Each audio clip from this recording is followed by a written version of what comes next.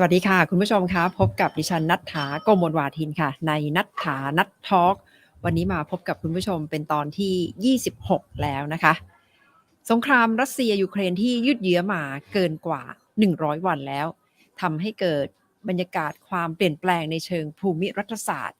การเมืองความมั่นคงในยุโรปอย่างมากนะคะเปลี่ยนไปในแบบที่ประธานาธิบดีวลาดิเมียร์ปูตินเองก็อาจจะคาดไม่ถึงโดยเฉพาะที่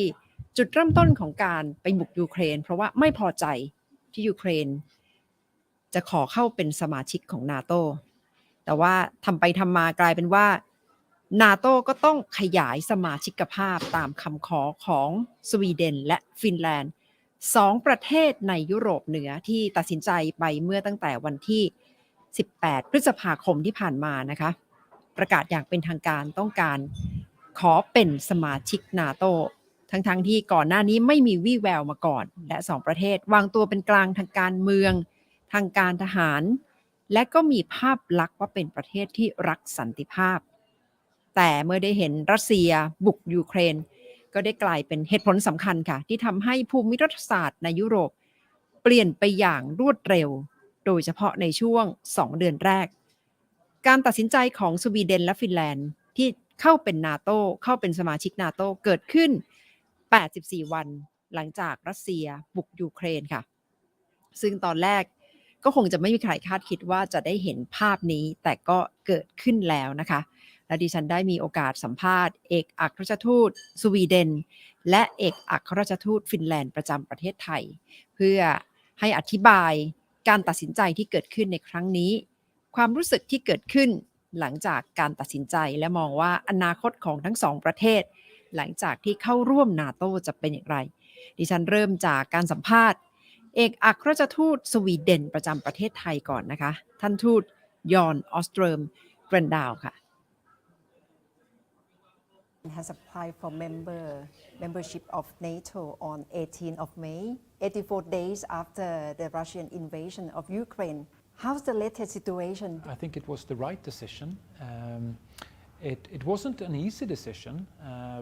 since we have been military non-aligned for many years. But it was the right decision because we needed to adapt to the realities on the ground. What do you expect to happen after this? What's the application process and how long will it take? For Sweden and for Finland, it was important to have a relatively quick process, but NATO is, as many organizations, it's a consensus-based organization. So for any country to become a member, for any enlargement of NATO, you would need consent of all member countries. And now we have a process where I hope that we fairly soon can become members, and there are consultations ongoing. As far as we know, Turkey, one of NATO member, opposing Sweden and Finland to be joining NATO. How do you like to convince Turkey? I strongly believe that it's not only in the benefit of Sweden and Finland to become members. It's not only benefiting our security. I think that we also have a lot to offer to NATO, and I think that through the negotiations and the talks that we have now with many NATO member countries, including Turkey, I think that will become evident also to others, and hopefully those talks they are ongoing, as you may be aware, and hopefully they can be concluded fairly soon. In the beginning, as far as we see, Finland was trying to speed up the application to NATO membership, but Sweden seemed a little bit holding back. What is important to keep in mind is that February 24th, when the Russian Federation invaded Ukraine, that is the defining event, the defining moment here. And right after that, we, Sweden and Finland and many other countries, not only in Europe but also I think in other parts of the world, had to make a new analysis. We decided on a security policy review that we had for close to 2 months, including all political parties. And for us, it was very important to do that in tandem, you could say, with Finland. We didn't have exactly the same policy review, of course, but to be in close consultation with Finland, because Finland also being not only a neighbor, but also our closest ally, I would say, when it comes to defense and security policy. So that was important. Each country has its own processes and exactly how to do it. I would say that we followed each other more than one country following the other. Right now, do you think Swedish people feel more confident, or how does the government feel with the security after joining NATO? Do you think it's on the path of having more security for the country? I think it was the right decision, and it's also something. It's also a decision that is supported by a solid majority of the Swedish Parliament, but also of the people today. Exactly what the future will look like, no one knows, but building security together with others has always been very important for Sweden. And now, after what happened in February, and with the ongoing Russian aggression against Ukraine, a neighboring country to Europe, European Union, a country in Europe, we came to the conclusion that our national security is best served within the NATO structure. And I think that will be also true in the future. With the war still going on, how do you think this application as NATO family will change architecture of security in Europe? I do believe that NATO with Sweden and Finland will become an even stronger alliance. I think that we will be able to have a more stable Northern Europe when we have in the future not only Sweden and Finland, but also Denmark and Norway, all the 4 Nordic countries as members of NATO. I think that we will also add security, not only benefit from the security. Right now, how do you feel threat from aggression of Russia in Ukraine? Overall, what's the sentiment among Swedish people? Well, the sentiment, I would describe it as we as Swedes, we are of course worried about what's happening in Ukraine, but it's also important to keep in mind that for many years now we have been witnessing also other kinds of Russian activities. Could be cyber attacks, it could be other kinds of activities. So we are also we remain vigilant but we also remain prepared. We have also, of course, means of protecting ourselves. But for sure, this is an historic moment in time for Europe. For the first time in many years, we have a large-scale invasion, and it's the ultimate breach of international peace, and it's also a breach of UN's charter, having a country invading another in this way. So it's of course worrying. It is. As you mentioned from the very beginning, Sweden maintained 200 years of neutral status, of having neutrality, and doesn't take any stand militarily. So what will be consequences to Swedish society after this decision? Probably too early to tell, but of course, for many Swedes, this very long period of military non-alignment, when we now move into something else, we will have to redefine maybe our self-image. I think that we are ready to do that, prepared to do that, and willing to do that. But of course, we need to do it. because now we are gradually becoming something else. In terms of geopolitics, it's been considered right now that the US and Western allies, European allies, are moving very much closer and having much closer relations. And on the other hand, Russia and China is also on the other camp. How do you see this divisive geopolitics, and where's the position of Sweden? I think it's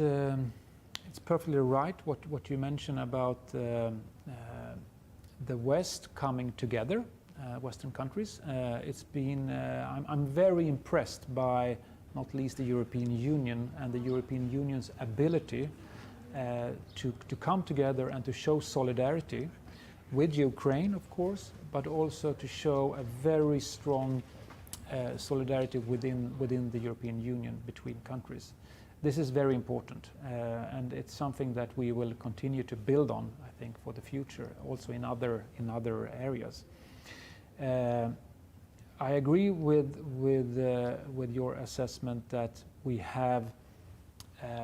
there are risks in the future of powers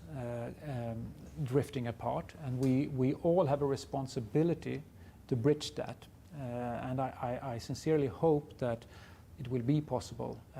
I'm a strong believer in, and my government is a strong believer in multilateralism, and that's also why we have reacted so strongly against the Russian Federation's invasion of Ukraine, because it is a breach, and it's only through multilateralism and international cooperation that we can solve crises like this. With this war, relations among European countries are being closely watched as well. Do you think it's strengthening unity and solidarity among European countries, or it's the other way around? Because even upgrading the sanction against Russia, we see how European countries are debating, especially on banning of oil import of Russia. No, I think that what we have experienced after the invasion is something very, very positive, and it gives cause for optimism when it comes to even further deepening of the European unity and European integration. I think it's also fair to say that the European dependency on Russian oil and gas has been problematic, and it's something that we're now trying to move away from. And maybe, and this is my personal hope, we can also speed up the transition to more sustainable and renewable natural resources. That could be actually one consequence of this, that we will even further speed up the much needed green transition of Europe. In terms of defense policy, to what extent that Sweden has to contribute to NATO as the new member after your accession to NATO? I think this will not be an issue for Sweden. Already before the Russian invasion and the war, we decided to increase our defense expenditure. So, if I'm not mistaken, I think there is an expectation among NATO members that you should have 2% of your GDP allocated to defense, and we will fairly soon reach that anyhow. So that will not be an issue, I think. We have been cooperating with NATO and NATO members for many years. We have been an active partner within different frameworks, and now that will now be very important for us, of course, because it will be easier for us becoming a full-fledged member almost seamlessly, I think, because of that. As far as you can see, what do you expect, or how do you expect the war will end? My only hope is that it will end as soon as possible and that we will be able to save lives. I think it's very important to state one thing, and that is that there is only one aggressor here. There is only one responsible for this situation, and that is the Russian Federation. It was a totally unprovoked attack, and thereby it's also the sole responsibility of that actor, the Russian Federation, to withdraw from Ukraine and to end this war. It's in the hands of Mr. Putin and the Russian Federation. So far, how has Sweden been affected by the war? Well, one very clear effect is, of course, what we have been discussing, the NATO application. But apart from that, so far we have been relatively, we haven't been affected that much because we are not as dependent as some other countries on Russian oil and gas. But if this continues, every country will be ultimately affected. Thank you very much, Ambassador, for joining me. Thank you so much for having me. เอกอัครราชทูตสวีเดนประจำประเทศไทยค่ะยืนยันการตัดสินใจที่ขอเข้าร่วมเป็นสมาชิกนาโตนะคะซึ่งจากแผนที่ก็จะแตกต่างไปจากฟินแลนด์นะคะเพราะว่าสวีเดนเป็นประเทศที่อยู่ถัดมาจากฟินแลนด์นี่มีพรมแดนติดกับประเทศรัสเซียนะคะไม่ต่ำกว่า 1,300 กิโลเมตรก็เฝ้ามองสถานการณ์ที่รัสเซียยกกำลังพลไปบุกยูเครนด้วยความตกใจค่ะจุดเปลี่ยนสำคัญของประเทศฟินแลนด์ก็คือประชาชนที่ลงมติมีการไปสำรวจความคิดเห็นของประชาชนนะคะถ้าก่อนหน้าที่จะเกิดสงครามก็บอกว่าสักประมาณ 20-25% ของประชากรประมาณ 5,500,000 คนบอกว่าน่าจะเข้าร่วมนาโตแต่พอสงครามเกิดขึ้นประมาณ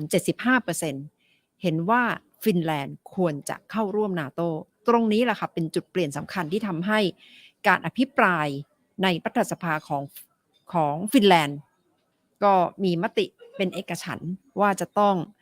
ขอสมัครเข้าเป็นสมาชิกนาโตในที่สุดฟินแลนด์จะว่าไปก็มี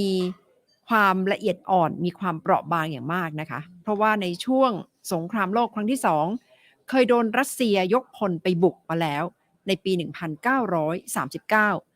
ทำสงครามกันอยู่หลายเดือนค่ะและฟินแลนด์เองก็ต้องยอมเฉือนที่ดิน 10% ให้ไปอยู่ในความครอบครองของรัสเซียฟินแลนด์ก็บอกว่าย้อนกลับไปในช่วงเวลานั้นก็เหมือนถูกปล่อยให้สู้กับรัสเซียอย่างโดดเดี่ยวก็เลยพอจะเข้าใจความรู้สึกของยูเครนอย่างมากต่อสถานการณ์ที่กำลังเกิดขึ้นกับยูเครนในช่วงเวลานี้และฟินแลนด์เองก็ไม่อยากจะเกิดประวัติศาสตร์ซ้ำรอยที่จะถูกรัสเซียยกกำลังพลมาบุกประเทศอีกครั้งหนึ่ง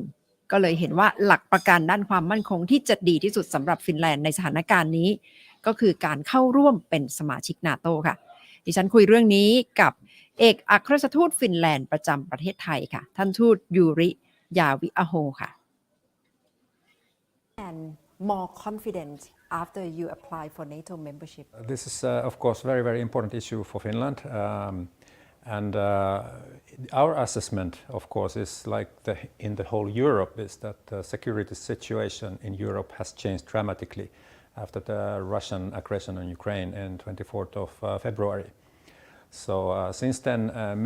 many issues have changed.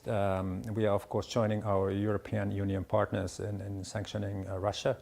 on many of these issues. And then also, let's say the population in Finland also felt that the security situation dramatically changed in Europe, and now is the time to consider NATO membership. We've had a long-term let's say partnership relationship with NATO. We participated in civilian crisis management operations led by NATO and also military peacekeeping operations in KFOR in Kosovo and in Afghanistan and somewhat in Iraq as well. So we've been working with NATO partners already for years. So in many ways we have become quite close to NATO countries and NATO. So in that sense, I think maybe the change is not that dramatic when we left the application. But of course, I have to say that the popularity of NATO has risen rapidly in Finland since the Russian aggression on Ukraine. It used to be around 25-28% of the population, and now when we're doing the surveys this spring, it's now 75-76% of the population supporting NATO membership. So it's clear. It's very, very clear. Since the war began on 24th of February, what's the sentiment among Finnish people? It was a shock. It was a shock for the Finnish people, and of course we have our historical experiences of similar situations with at that time Soviet Union. In 1939 we had a winter war with the Soviet Union where we defended ourselves alone. So I think people remember all these things from the past. So it shocked, let's say, the feeling of security in Europe, all in all. And of course, we have a long border with Russia. We have a 1,300 kilometers land border with Russia. So for us, Russia attacking its peaceful neighboring country, Ukraine, is a big shock. And people understand that in Finland. So it changed quite dramatically the sentiment in Finnish people's minds. My understanding is Finland tries to be quite careful as well in terms of bilateral relations with Russia, even though you fought during the Second World War, but you maintain good bilateral relations. So the decision to join NATO must be quite a delicate move between Finland and Russia. In a way, yes, but we've joined the European Union already in 1995 and became part of clearly of the West and democratic countries in the West. So we've been very close to our, let's say, European Union partners already a long time. And as I mentioned in the beginning, also quite close to NATO with our partnership for peace and us participating in various NATO missions. For us, it means that we are joining an alliance which brings more security for Finnish people, and also we feel that we bring more security for NATO as well, since we have quite capable defense forces. So we think we are, in this step, we are increasing the security in Northern Europe and the Baltic Sea area as well. But joining NATO is based on consensus by NATO members. But one member, Turkey, seems like to oppose Finland and Sweden in joining NATO. So what's your next move in order to convince Turkey leaders? Yeah, this is an important issue, of course, and we fully understand that once a country is leaving an application to NATO, all NATO countries, 30 of them, have to approve it. And if they have any concerns regarding the membership, they can raise it. This is a normal procedure within the NATO. And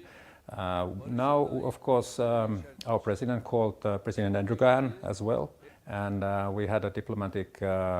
mission in Ankara to discuss these issues. So we, of course, try to address Turkey's concerns very seriously as far as we possibly can. And hopefully we can resolve the issue as soon as possible. So far, how has Finland been affected by the war? In so many ways, of course. We have now Ukrainian refugees coming to Finland. At this point, we probably have 25,000-30,000 Ukrainian refugees, mainly women and children and elderly people. And then, of course, partly due to the EU sanctions regime, let's say many of the trade issues have been limited, and Many of the Finnish companies that invested in Russia are now leaving Russia. And now the next sanctions package includes oil sanctions as well towards Russia. So we've been impacted by those and will be impacted. Russia has already cut electricity exports to Finland, and they cut already gas exports to Finland. But we were able to resolve those issues already. So we are not so dependent on Russian energy. We have a quite good energy mix from different sources and so forth. Is the decision by Finland and Sweden to join NATO come independently from both countries? What's your take in terms of the role of the US in this decision? I don't think any outside country influenced our decision making. We did it totally independently. I think Sweden did the same way. We of course had close contacts with the US and other NATO countries on the way to find out how this process would go forward. But in that sense, we did it totally independently and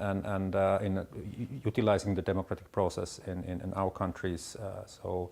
there was no outside influence whatsoever. But it was mainly the change of sentiment of the whole European security situation that sort of affected us. Do you see this as a turning point leading to changing architecture of security in Europe? I think it is. It's probably after the Second World War, maybe the collapse of Soviet Union for us was quite big turning point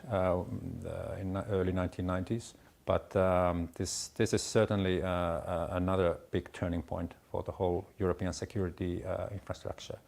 So for the better? Well, we are hoping, of course, for the better, but I think we are approaching now a little bit uncertain times, I'm afraid, because Russia basically has broken, for us, has broken all the promises and let's say international law and the United Nations Charter as well. So it will take some time to build up the confidence again. To work with Russians, but obviously, of course, the war at some point will end. All wars will end, so we are looking towards that already, of course, and then we can start slowly building the relation again. And what will be the consequences on Finland of the country in terms of economic, in terms of military policy and foreign policy after joining NATO? I think the consequence is that the security of Finland will and the whole Northern Europe will be better after that. And if there have been any concerns whether Finland is a secure country after we joined the NATO, it will be clear that Finland is a secure country. So I think it will raise the confidence on the security in our region. So I think that's a good thing also for the economy. So people can again trust that they can move freely and they don't have to be afraid. Even though Finland is totally secure at the moment, but I think it will further increase the security feeling. So but I think it's important. Geopolitically around the world, how do you see the world which is happening at this very juncture and how it has affected geopolitics around the world? I think it has, and it is affecting many things. We can start from the rising energy prices around the world and food security in many parts of the world. Considering the economy, of course, the production chains that we used to have are cut into some extent. So it will have quite a big consequences in let's say medium term in the world. One way or the other, we will have to build up our new networks again. Also considering energy imports to Europe, we will have to find other sources than Russia. and yeah, so in many ways it will affect the let's say the economy, food security, energy prices around the world. So there will be quite big effects, I'm afraid. On the world stage, we see the image of Finland and Sweden are peace-loving, highly developed countries. But from now on, do you see the image of the two countries, especially Finland, will be changing after this as aftermath of becoming NATO member? No, I don't think it changes that much at all. We have in NATO we have already 30 very peaceful countries. So I mean, we will join them, and Finland will remain a very peaceful country from now on. And we feel that joining NATO will increase our security, but it's not away from anyone else. We will not be threatening anybody around in that sense. So I think it will just to be a more secure place than afterwards. So. Yeah, I don't think there will be much change in that sense. Finland will be a peaceful, loving country for years to come, for decades to come. We can consider, for instance, Norway has been a long time NATO member. Denmark has been a long time a NATO member. Norway is contributing to many peace processes around the world. So I don't see any big effect there. And you see this as the safer path for the future for Sweden, Finland, Nordic countries, and country in the Baltic Sea. Indeed, I think so. I think then once the old Nordic countries, Baltic countries as well, are part of NATO, so that will increase the security in the Northern Europe and Baltic Sea region as a whole, and that will be just a good thing for the Northern Europe. Thank you very much, Ambassador, for joining me. Thank you so much. ขอบ Thank คุณ you. ค่ะ ขอบคุณครับ จุดยืนของสองประเทศที่อยู่ใกล้ๆกันแล้วก็มีการเคลื่อนไหวเหมือนกันนะคะก็คือขอเข้าร่วมเป็นสมาชิกนาโตก็คือสวีเดนและฟินแลนด์จนถึงนาทีนี้ยังไม่ถือว่าเป็นสมาชิกนาโตอย่างเป็นทางการต้องรอกระบวนการพิจารณากระบวนการตัดสินใจและจะต้องมีฉันทามติออกมาจาก30ประเทศสมาชิกของนาโตนะคะก็คงจะต้องจับตาว่าตุรกีจะเดินหน้าต่อรองอย่างไรเพราะว่าตุรกีออกมาคัดค้านอย่างชัดเจนว่าไม่เห็นด้วยที่สวีเดนและฟินแลนด์จะเข้าร่วมเป็นสมาชิกของนาโตค่ะแต่สำหรับประธานาธิบดีปูตินก็คงจะจับตามองความเคลื่อนไหวในครั้งนี้นะคะออกมาระบุแล้วว่าคิดว่าก็คงจะไม่เป็นปัญหาแต่ถ้ามีการกระจายกำลังอาวุธของนาโตเข้าไปในพรมแดนของทั้งสองประเทศปูตินเตือนแล้วค่ะว่าจะมีผลกระทบตามมาแต่ตอนนี้บอกว่าไม่มีปัญหาเพราะฉะนั้นก็คงจะต้องดูนะคะว่าในเชิงความมั่นคงระดับโลกจะเกิดอะไรท่ามกลางสงครามรัสเซียและยูเครนที่ตอนนี้คาดการณ์กันแล้วว่าอาจจะยืดเยื้อไปจนถึงปลายปี 2022 ก็คือปลายปีนี้ค่ะหมายความว่าอาจจะมีเวลาอีก6เดือนที่จะได้เห็นการแข่งขันกันและความตึงเครียดกันในเชิงภูมิรัฐศาสตร์ระดับโลกค่ะเอาละค่ะทั้งหมดก็คือนัททอล์กสำหรับวันนี้ค่ะขอบคุณคุณผู้ชมที่ติดตามกันนะคะและพบกันใหม่ในครั้งหน้าค่ะสวัสดีค่ะ